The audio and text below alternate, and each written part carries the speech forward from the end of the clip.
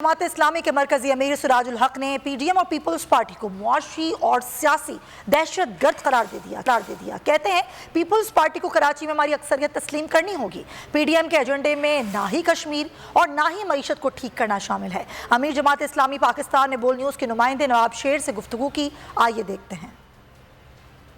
पाकिस्तान की सियासी सूरत हाल तेज़ी के साथ बदलती जा रही है। मेरे साथ इस वक्त जमात इस्लामी के मरकज़ी अमीर सिराजुल हक साहब मौजूद है, उनसे इस हवाले से बात करते। जी, सियासी सूरत हाल तेज़ी के साथ बदलती जा रही है और अदम इत्मीनान वज़ीर आज़म के ख़िलाफ़ लाने की बातें की जा रही है, तो क्या आप तहरीक इंसाफ के साथ इस अदम इत्मीनान तहरीक में होंगे?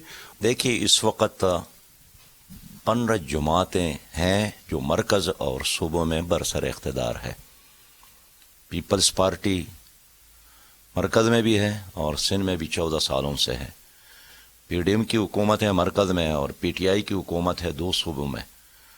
लेकिन हालात ने साबित किया कि पीपल पार्टी, पीटीआई और पीडीएम सब के सब एक्सपोज हो गए।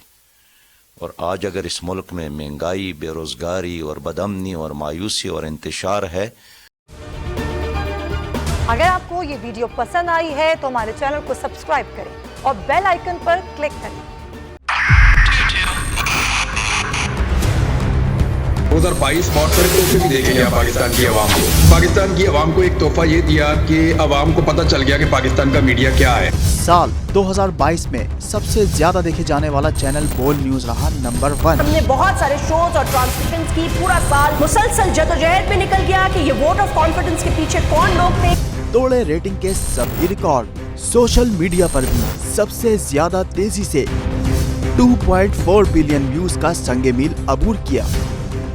एंकर्स को भी आवाम में सबसे ज्यादा मकबूलियत मिली और सोशल मीडिया पर भी बोल रहा सब पर सब्सक्राइब करें और बेल दबाएं ताकि कोई खबर रह न जाए।